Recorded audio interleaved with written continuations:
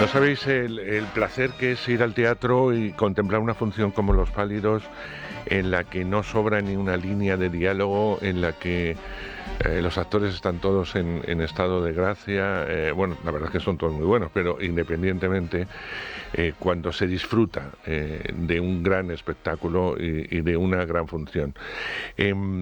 Yo creo que ya en el Valle Inclán no queda ni una sola entrada, eso que van a estar hasta el 26 de marzo, pero bueno, lo podéis intentar, siempre hay un cupo pequeño cada día que se pone a la venta ese propio día, que lo hacen los teatros nacionales, para aquellos que no las han comprado con antelación. Pero lo importante, y lo preguntaba antes de iniciar la entrevista, es que va a girar por toda España en teatros grandes y debéis estar muy, muy atentos a vuestras propias ciudades. De todas maneras, imagino que nos podrán facilitar la gira y os lo comentaremos oportunamente para dónde están en cada sitio y podéis acudir y no os podéis perder Los Pálidos. Bueno, pues yo tengo la fortuna de encontrarme con dos actores espléndidos. Su propia carrera la definen. Por un lado, Israel Elejalde. Un placer, Israel, tenerte. Un placer también para mí estar aquí. Y poder felicitarte por un trabajo otra vez inmenso. Muchas gracias. Y saludar al amigo, ¿no? A Miki Esparvé, que nos conocemos hace tanto tiempo, Miki. Es un rato ya, ¿eh? Que te entrevista por todo, por cine, por tele, bendito sea. O sea, por teatro, ¿no? O y sea, que vengan más, y que vengan más. Eres un actor que de verdad te diversificas mucho, y eso es bueno, estar en varios sitios, ¿no? Sí, yo creo que tenemos esta cosa de que cuando estamos haciendo mucho audiovisual echamos de menos el teatro, y cuando estás haciendo mucho teatro echas de menos el audiovisual. Es que dentro de la fortuna de poder trabajar y poder encadenar trabajos durante algún rato, pues nos pasa esto. Pero mira, lo importante es topar con proyectos como este, la verdad, que te alimentan el alma. Pero además fíjate que sales de un éxito de televisión tremendo, que va a haber una segunda temporada, ¿no? No sabemos. Yo, bueno, igual sabes más tú que yo. Sí, Netflix ha dicho que va a haber una segunda, ¿Sí? por Pues eso venga, te digo. para adentro, pues ya está. Entonces, Sí, bueno, sí. sales de una serie de éxito, te metes en una función de éxito y entras de golpe y vuelves al Teatro Nacional, me refiero, hablado en castellano, con Los Pálidos. Bueno, la última vez que estuve en teatro fue haciendo Traición, Sí. en El Kamikaze, dirigido por este señor. Él, es verdad. Claro, o sea que yo tengo un contrato vitalicio con Israel Elejalde en el teatro. De hecho, haces de hermano en la función. Exacto. Para hacer de familia ya directamente para toda la vida. Sí, no, es un gusto. Fue un gusto también estar en el Pavón haciendo uno de los últimos montajes que se pudo ver en el teatro, capitaneado por esta gente maravillosa, y ahora es un gustazo también estar en el CDN, como bien decías, con las entradas agotadas desde el día del estreno. O sea, no nos lo podíamos creer. Es un gusto, y el equipo que hay es maravilloso, y tenemos a la cabeza a Lucía Carballal, que aparte de ser una grandísima amiga, es una mujer talentosísima. El primer montaje que dirige, ella es reconocida dramaturga y guionista de televisión también, pero en este caso es el primer montaje que se ha atrevido a dirigir, y ha sido un paso gradual y necesario, y estamos felices de poder estar ahí. Isra te lo puede contar mejor porque tiene un vínculo como incluso más estrecho en la dramaturgia con ella, yo creo. Y de hecho dirigió uno de sus montajes. Bueno, que te lo cuenten mejor, Isra. Bueno, pues ahora me lo va a contar Israel, pero fíjate que tú eres muy exigente en teatro. No te metes a tontas y a locas en ningún proyecto. Imagino que cuando te habló la autora, ¿no?, de los Pálidos, que sé que ha sido un proceso de escritura bastante largo, era algo en el que ya desde un principio querías estar ahí, imagino. Sí, Los Pálidos tiene una génesis bastante antigua, porque Lucía me habló de esto casi hará 3 años. En principio se iba a estrenar una temporada antes de lo que se ha estrenado, pero por problemas finalmente de agenda de Lucía, en un momento dado tuvo que posponerlo. Así que yo conozco este título desde hace 3 años. También te digo que conozco alguna base de lo que en su génesis era, porque este se ha ido transformando muchísimo, ¿no? Incluso te diría que de la versión que nos dieron en junio, la primera versión ya como más o menos completa, hasta lo que hemos estrenado, pues hay cosas que están, pero ha cambiado muchísimo. Es una de las suertes también de que, en este caso, de que la directora sea también la escritora, porque ha ido modificando mucho el texto viendo lo que estaba pasando en el escenario, ¿no?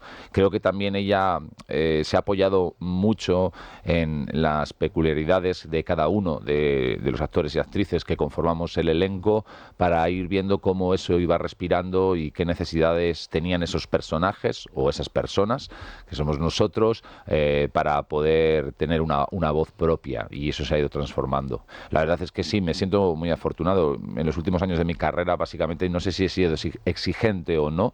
Lo que sí sé es que he tenido la suerte de trabajar casi siempre, o casi en la totalidad de los últimos años, con amigos a los que admiro.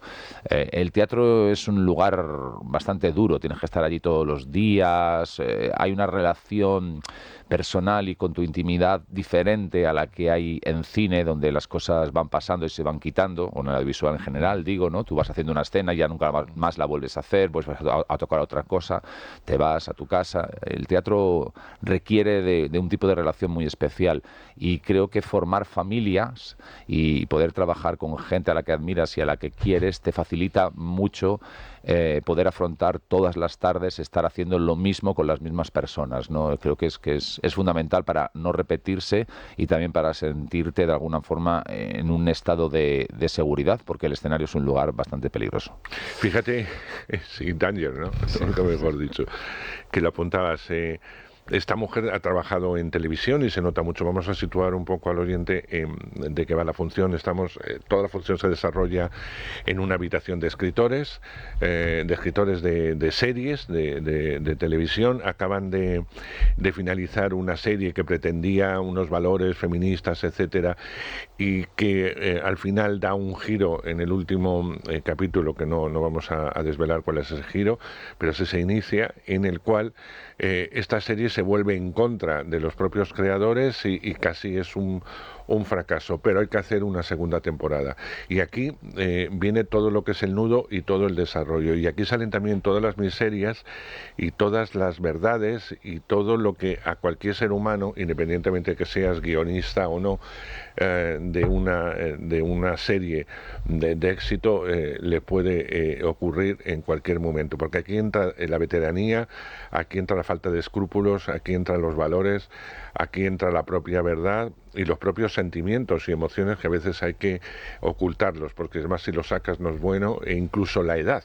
Hablaba de veteranía, pero hablaba también de la edad. La edad parece ser fundamental para entrar o no en el público, el target que dicen ahora, para que llegue a un público determinado, y sobre todo se busca el éxito y no se concibe el fracaso. En televisión el fracaso es terrible, y a mí me parece que eso lo define muy bien, porque define muchas cosas, y lo hace a través de la palabra, y lo hace a través de vuestros personajes. A ti te han preguntado mucho, Miki, por el fracaso, cómo se asimila muchas veces, o se puede asimilar el fracaso al igual que el éxito. Y tú hablas muchas veces también de que vivir permanentemente en el éxito, o que el éxito no tiene por qué ir acompañado de bondades, sino que a veces no trae nada nuevo, ¿no? ¿Cómo es un poco todo esto? Bueno, a ver, en lo personal sí creo que está bien tener los pies en la tierra, y más en lo nuestro, que los éxitos pueden estar ahí, pero también son muy efímeros, que también hablamos de esto en la función, ¿no? Pero ahora entraré en la función y con la responsabilidad que estos personajes tienen frente a eso, pero en realidad básicamente lo que digo siempre es que está muy bien quien se lo pueda permitir, pues ir a terapia y tener los pies en el suelo, y más si tienes un trabajo como el que tenemos nosotros de exposición, y en el que nuestro trabajo no tiene sentido si alguien no lo ve, lo reconoce, lo aplaude o lo discute o se cabrea por lo que acabas de hacer. Siempre necesitamos esa retribución del público, porque es nuestra esencia, es nuestra forma de demostrar qué es lo que podemos hacer, y también que eso puede llegar al público, al gran público o al pequeño público, pero es así.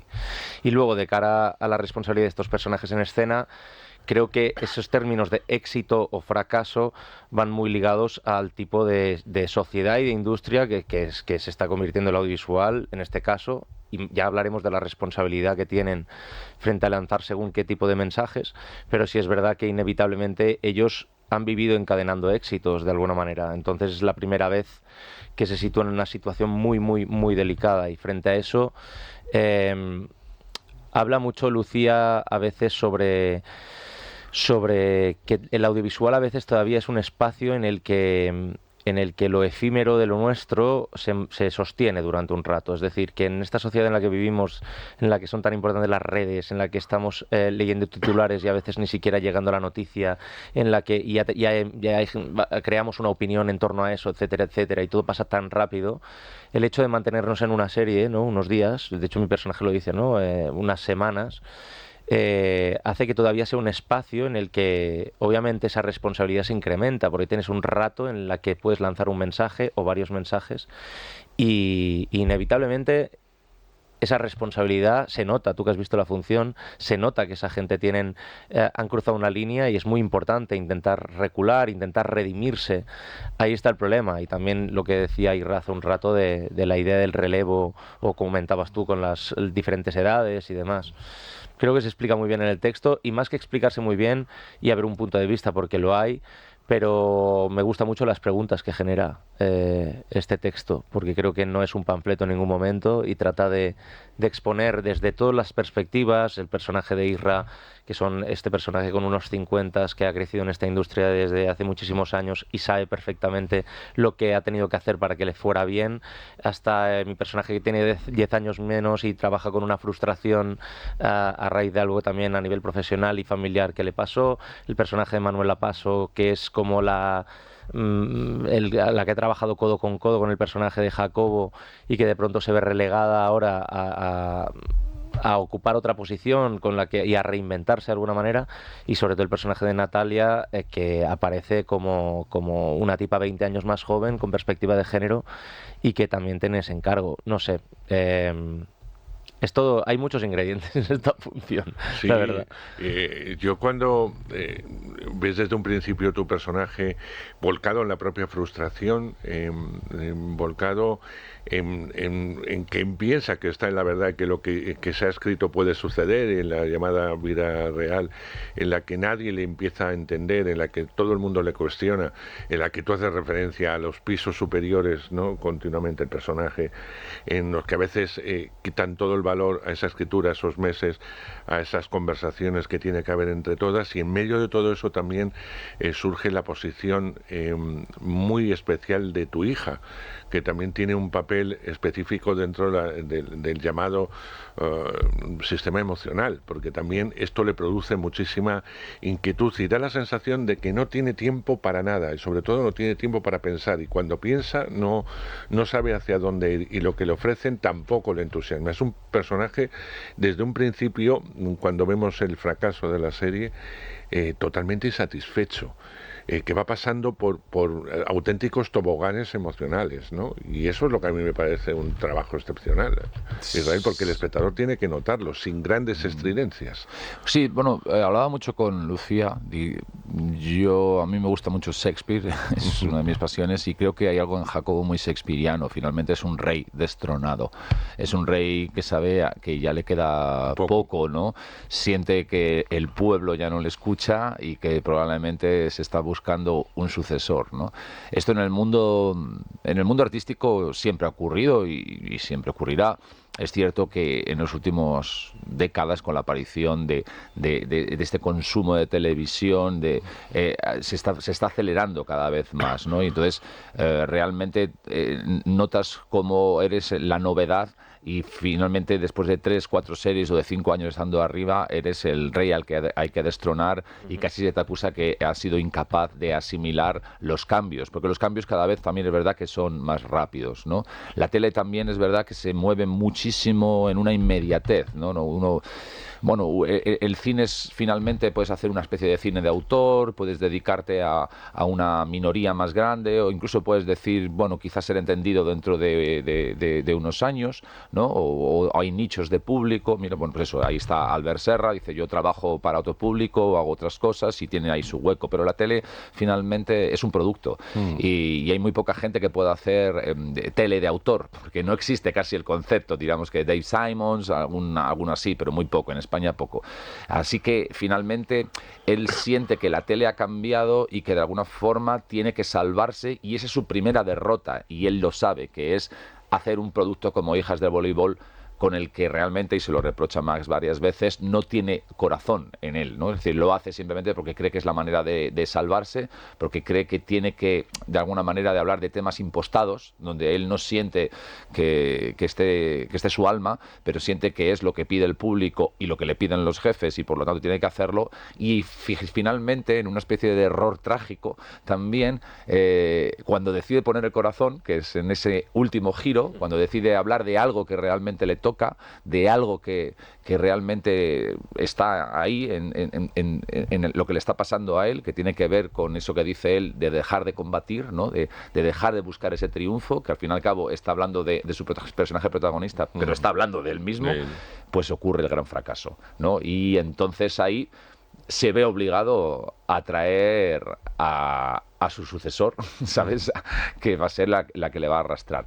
Finalmente también creo que él lleva fracasando tiempo, y hay algo muy emocionante en una lectura de ese fracaso, porque no sabemos qué pasa con Jacobo, son miles de preguntas las que se quedan en esa obra, no sabemos qué pasa con Max, pero sí, yo sí tengo la sensación de que ese inmenso fracaso le va a permitir, de alguna manera, redefinirse otra vez, volver a reconfigurarse, no sabemos hacia dónde, y volver a crecer, ¿no? Decía Valle Inclán, finalmente, que la labor del artista es buscar el triunfo del fracaso glorioso, y Jacobo creo que tiene un fracaso muy glorioso, muy grande, muy profundo, y el fracaso también es una oportunidad de reinventarse, de volver a nacer. No creo que ningún artista, y esto es, ya me voy a otro sitio, pero no creo que ningún artista pueda solamente crecer a través del triunfo. El triunfo adormece. El fracaso finalmente es el lugar donde te obliga a parar y volver a decir qué quiero hacer. Creo que eso es una de las razones también que provocan una enorme melancolía en la función a mucha gente, que les dejan como tocado, porque la obra habla de muchos fracasos, habla de un fracaso sentimental, habla de un fracaso familiar entre ellos dos. Max fracasa también de alguna forma, fracasa Gloria.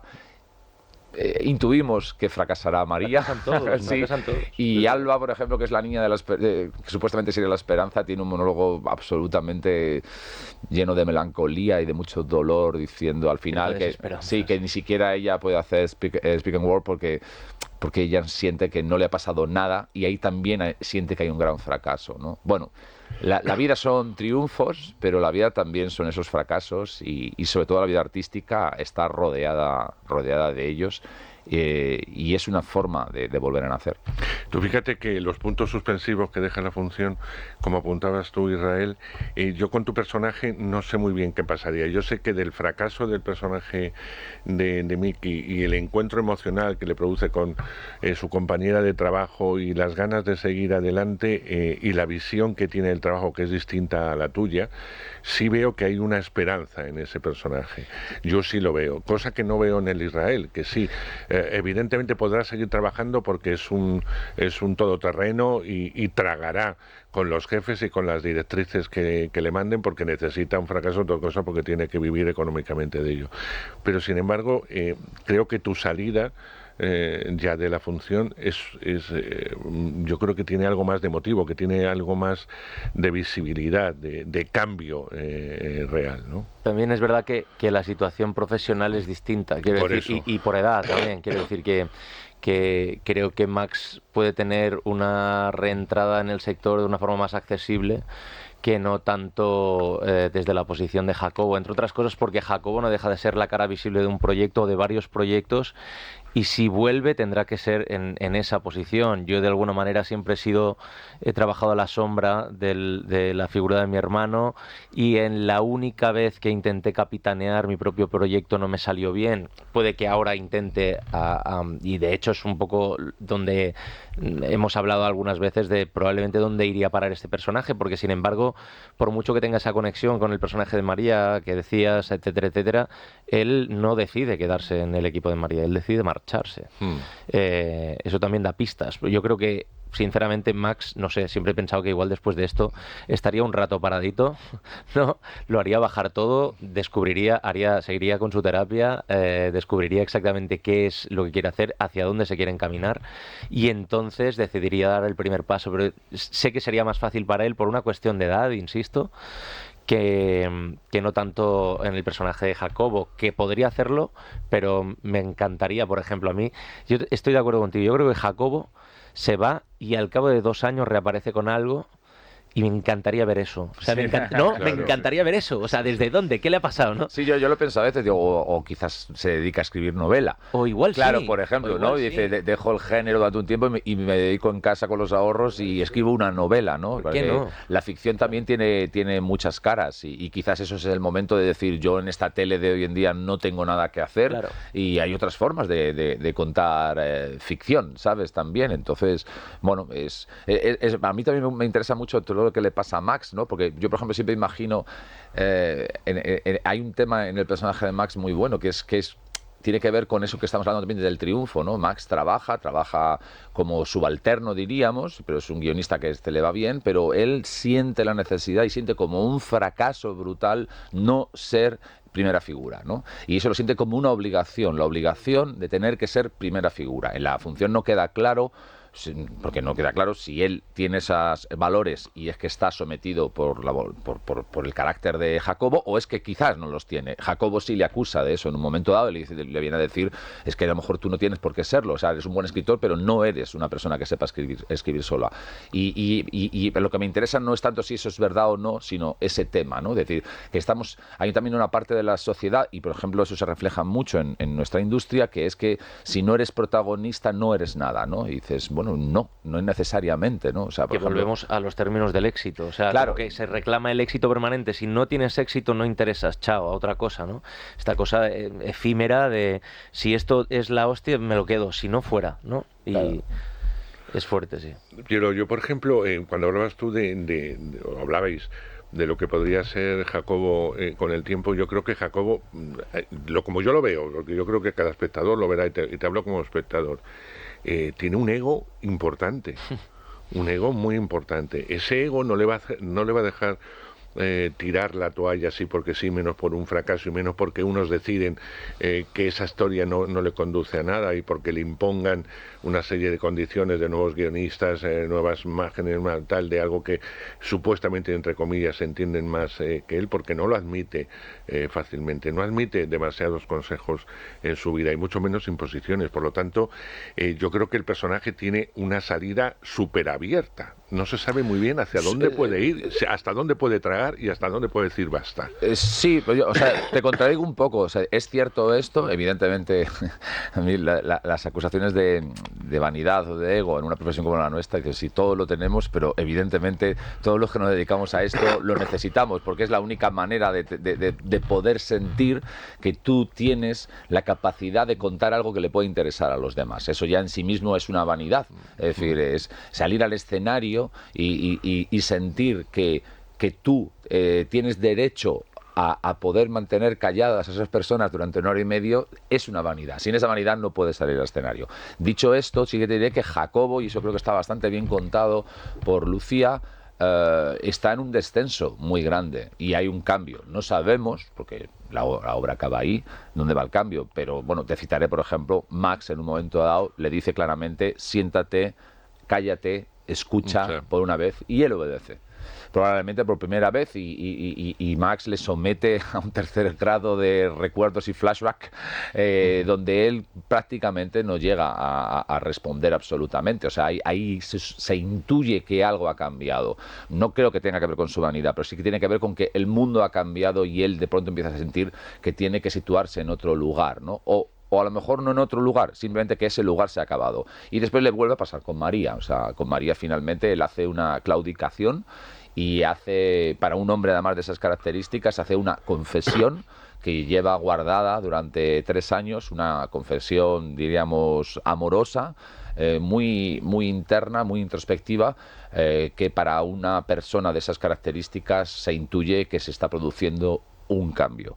¿Cuál será ese cambio? No lo sabemos, eso es que la mente de cada espectador lo crea, pero sí es claro que Lucía ha escrito una bajada a los infiernos y de alguna manera se intuye que hay una parte de esa coraza que empieza a quitársele. A mí hay una cosa que me atrae mucho, Miki, y es cómo tu personaje ama, y le ama profundamente a su hermano, a pesar de las cosas que no vamos a desvelar, que tiene un sentimiento de amor, como la propia hija de Jacobo quiere a su padre, pero no recibe una respuesta muy clara dentro de esa emoción. A mí me da la sensación de que tu personaje no quiere, porque no se quiere a sí mismo en muchos momentos, se rechaza por una serie de cosas y tampoco le gusta profundizar en el mundo de los sentimientos. Y eso me gusta mucho de la función, cómo está expuesto sin decirlo, sino que la relación, el sentimiento amor, me refiero de, bueno, pues el amor que se puede tener a una hija, el amor que se tiene a un hermano, el amor que se puede tener hacia una mujer, a un hombre, etcétera, está muy bien expuesto sin contarlo. Y era muy difícil de contar. Y yo también lo veo en la función, porque también se toca ese tema, el mundo de los afectos.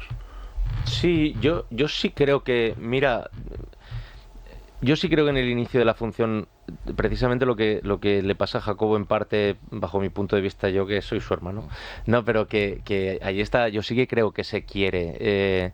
De hecho, ahí está, a ver cómo cuento esto, pero para mí ahí está el primer gran giro de la función es el punto de partida. O sea, Jacobo es un personaje que sabe que si hace ABC la vida funciona, ¿no? Ahora ha hecho ABC y la vida no ha funcionado. Entonces, tiene 2 opciones. O sentarse y que le digan qué es lo que ha hecho mal, o la otra es reafirmarse en que ese ABC le ha funcionado toda la vida. Por lo tanto, ahora nadie le tiene que venir a contar nada. Desde el inicio de la función hasta el final, creo que el viaje más bonito dentro de este personaje que está permanentemente en escena y que de alguna manera hila al resto de personajes, lo que vemos en Jacobo es que es un tipo que a partir de muchísimas cosas, entre ellos la pérdida de todos aquellos que en la función vemos que son pilares de su vida, o han formado parte de su vida en momentos importantes, él cede para desordenar esa estructura. Y creo que es bonito donde llega al final. Bueno, ahí tú lo puedes contar mejor que yo, pero para mí es muy bonito que él empiece a hacer esa revisión hacia el final, que él acceda. Esto que decía, esta escena final que tiene con María en el epílogo de la función, no sería posible esa revisión que hace ahí Jacobo de sí mismo, de ver el pasado con otra perspectiva, si antes no hubiese caído todo lo que ha caído. O sea, ni de coña. Es otro de los temas que hay varios. Y uno de los temas que hay, por ejemplo, y además es un monólogo que tiene justo Max, es sobre lo que definiríamos como nuevas masculinidades, o como lo que definiríamos como cuál es la posición del hombre en esta nueva sociedad, ¿no? Y esto tiene mucho que ver con su relación con los afectos, como tú has dicho. Max y Jacobo representan 2 tipos de hombre. Digamos que Jacobo sería chapado a la antigua, ¿no? Un tipo duro.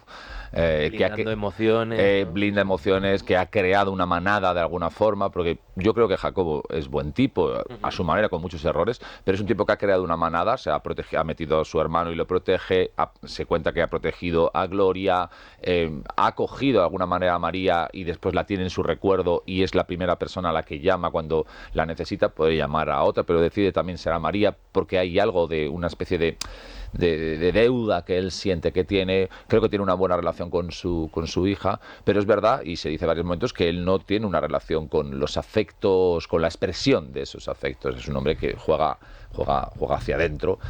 Max representa exactamente todo lo contrario. Y eso también se va cambiando, ¿no? Esa incapacidad que él tiene para mostrar, decir y ser afectuoso se va transformando. Según la derrota también le permite hace caer. Bueno, a mí esto me parece uno de los temas más interesantes. Ayer justo hablaba con Miki, estaba viendo The Last of Us, y entonces había un momento de Pedro Pascal, bueno, no voy a hacer spoiler mucho, pero hay un momento que él se rompe, ¿no? Y mientras lo veía pensaba, esto hace 20 años, claro, él hace el arquetipo del héroe americano, ¿no? Hace 20 años no echaría ni una lágrima, ¿no? Porque un héroe no llora, y un hombre no llora, y sería como de, si eres un tipo duro, tú no puedes llorar, ¿no? Y aquí el tipo se parte y llora, pero llora mucho además porque no puede. Y esto se está retratando en la ficción. Bueno, y esto es lo que hablamos también, es una de las responsabilidades de la ficción, ¿no? Sigue siendo el héroe, y es el arquetipo tipo duro que salva a la chica, que puede con todo aparentemente, pero cuando no puede se parte, llora, es emocionante. Creo que, bueno, es liberador. Es liberador, y ese viaje se cuenta un tipo que está muy pendiente de eso, que es Max, y un tipo que no quiere estar pendiente de esto, pero que finalmente la vida lo lleva ahí. Pues lo tenemos que dejar aquí, llevamos más de media hora. Pues madre mía. Hablamos mucho, Miki, yo y tú, no los tres somos... Sí, de verdad, somos grandes conversadores, pero esto es una pequeña reflexión de lo que cada espectador va a encontrar en Los Pálidos, en este caso en el Valle Inclán. Ya lo han dicho ellos mismos, está todo vendido, pero es verdad que los nacionales tienen un cupo diario de unas cuantas entradas, pero os diremos esa gira, lo prometemos, para que tengáis en cuenta cuando acaben en Madrid y empiecen la gira por todo el territorio, podáis acercaros a veros una de las mejores funciones del año, sin ningún tipo de duda, que es Los Pálidos. Nos vamos a despedir con un trocito precisamente de la función. Antes, daros las gracias. Habéis sido muy generosos, porque otros ya con el Teatro Gines y pa' qué, si ya tenemos todo vendido. Bueno, pues me alegra que hayáis compartido conmigo, sobre todo con los oyentes, reflexiones sobre una función que uno sale, y lo decía antes, como muy calladito, pero muy calladito, porque no hace más que pensar y pensar y pensar y pensar, y te toca sin ningún tipo de histrionismo, porque la función no tiene ningún tipo de histrionismo para que te distorsione, y sin embargo distorsiona. Algo tiene Los Pálidos que solamente lo podréis descubrir si vais al teatro a verlo. Miki, un placer. Muchas gracias. Israel, lo mismo te digo, muchas gracias. Muchas gracias también a ti. Y ahí está, Los Pálidos.